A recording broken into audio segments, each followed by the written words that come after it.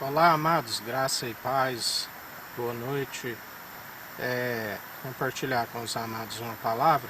Em Romanos, no capítulo 2, no versículo 13, diz assim: Pois diante de Deus não são os que simplesmente ouvem a lei considerados justos, mas sim os que obedecem à lei estes serão declarados justos. Cumprimento, né? Tem que se cumprir para ser considerado justo. E só há um justo que cumpriu nos mínimos detalhes, né? A Bíblia diz que em nada ele tropeçou, né, na verdade, porque ele é a própria verdade. Ele não pode negar-se a si mesmo, né? Sendo a própria verdade, onde a Bíblia diz porque ele é a natureza divina, onde a Bíblia diz seja todo Deus verdadeiro e todo homem mentiroso, né? Como ele nos ensina, eu não vim buscar justos, eu vim buscar pecadores. Todo aquele que confessa, né, e quebranta seu coração, arrepende, quer mudança, o Pai ajuda, né? Ele disse lá em Mateus 7:21, nem todo aquele que diz a mim, Senhor, Senhor, entrará no reino dos céus, mas somente o que faz a vontade do meu Pai que está nos céus. Ele diz que naquele dia e naquela hora que somente o Pai sabe, mas nós sabemos que Ele é aquele que está organizando tudo para entregar ao Pai, né?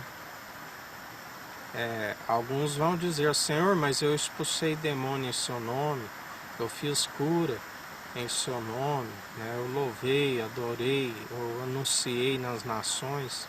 E ele vai dizer, malditos, afastai-vos de mim, eu não vos conheço, vós pertenceis ao ministério da iniquidade, né? Jeremias 11:6 diz, então o Eterno continuou a falar-me, proclama, pois, todas estas palavras nas cidades de Judá e nas ruas de Jerusalém, dizendo, ouvi e cumpri todos os termos desta aliança, né? No Evangelho de João 3,17 ele diz, portanto, se vós compreenderdes esse ensinamento e o praticardes, abençoados sereis, né? Ele disse ali a muitos daqueles religiosos, dos fariseus na época, que creram nele e se converteu, ele disse, se vós permaneceis em minha palavra e eu em vós, vós vencereis, né? Vós alcançareis a vida eterna, porque tem que ser praticantes, não somente ouvinte. Aquele que é somente ouvinte, ele ilude a si mesmo e ainda ilude a muitos, né? A Bíblia diz que nos últimos tempos haveria os anticristos, já estão muitos no meio de nós, né? Aqueles que se opõem à verdade, aqueles que oprimem a verdade pela injustiça humana, que buscam aquilo que os prazeres, os manjares do mundo, o que há no mundo. Aquele que ama o mundo e o que há nele não ama a Deus, né? Em Tiago, capítulo 1, versículo 25, diz, porém, a pessoa que observa atentamente a lei perfeita, a lei da liberdade, nela persevera, não sendo ouvinte negligente, mas praticante zeloso, será muito feliz em tudo o que empreender, né? Davi disse ao seu filho Salomão, seja homem, onde fores, honre, né, o Deus do seu pai, aonde fores, guarde o mandamento no coração e os pratique, né? Ele pediu a sabedoria para governar o povo com justiça, com equidade, com retidão. Deus ainda lhe acrescentou riqueza, né? A rainha de Sabá, que veio de longe, saiu com temor, né, porque viu a glória, né, a riqueza, tanta sabedoria, tanto aqueles que estavam em volta dele, mas no final ele não permaneceu, né, ele se entregou à incredulidade. A incredulidade é um risco, se envolveu no paganismo, se envolveu com mulheres pagãs, né, e naufragou naquilo que o pai perseverou todos os dias com o coração segundo o coração de Deus, porque ele era aquele que via Cristo, via o céu aberto, via o Senhor dizer a meu Senhor, né, assenta-te à minha direita, assim como enquanto eu coloco os vossos inimigos por escabelo de vossos pés. Ele perseverou, exceto no caso de Urias e daquele censo, mas Deus usou da misericórdia, porque viu que ele era fidedigno, né? Ele tinha a fidelidade que Deus usou com ele da misericórdia e da benignidade. Houve as consequências, ele colheu aquilo que plantou, né? Foi humilhado, perdeu o seu reino por um tempo. Houve consequências, porque de Deus não se permite zombar. Tudo aquilo que plantares certamente colherás, né? Em Tiago 1, no versículo 27, a religião que Deus, o nosso Pai, aceita como sincera e imaculada é esta: cuidar dos órfãos e das viúvas em suas dificuldades e especialmente não se deixar corromper pelas filosofias mundanas. Muitos têm se corrompido pelas filosofias mundanas, o espírito mundano, o espírito do erro, né, induz ao erro, acham que estão segundo o coração de Deus, mas está com o espírito do engano.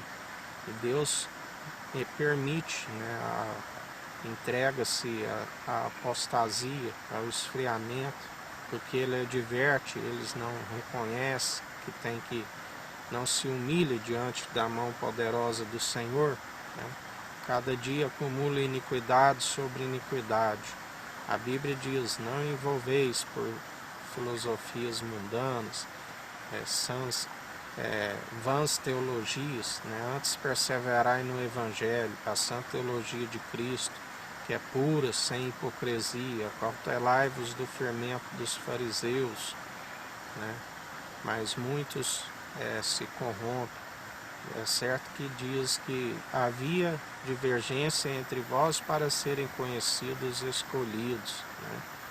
Mas, como ele nos diz hoje, não mistureis, né, com os zombadores, com os escarnecedores, porque se assim permitir, sereis influenciados, né? Permanecei não há comunhão de luz com trevas, de Cristo com Belial, de ignorância, né, com a sabedoria é a luz. O seu princípio é temer a Cristo e o entendimento é desviar do mal, né? Apegai-vos ao bem e antes odiai ao mal. Não se deis vencido pelo mal, antes vencei o mal pelo bem, né? E em mais um dia que a gente persevere em espírito e em verdade, né? Buscando, como Jesus disse, aquele que faz a vontade do meu Pai, este é meu irmão, é minha irmã, será a mãe, a jubilosa dos milhares e milhares de anjos, né? E aquele que fizer a minha vontade, assim como Deus o glorificou, dizendo: este é meu filho amado em que me compraz, fazei tudo o que ele disser. Ele, além de um irmão, é um amigo na adversidade, né? Ele é aquele que nos direciona, que firma os nossos passos. Através dele nós somos justificados. Ainda que se tropece em algum ponto, ele é o nosso advogado, nosso conselheiro.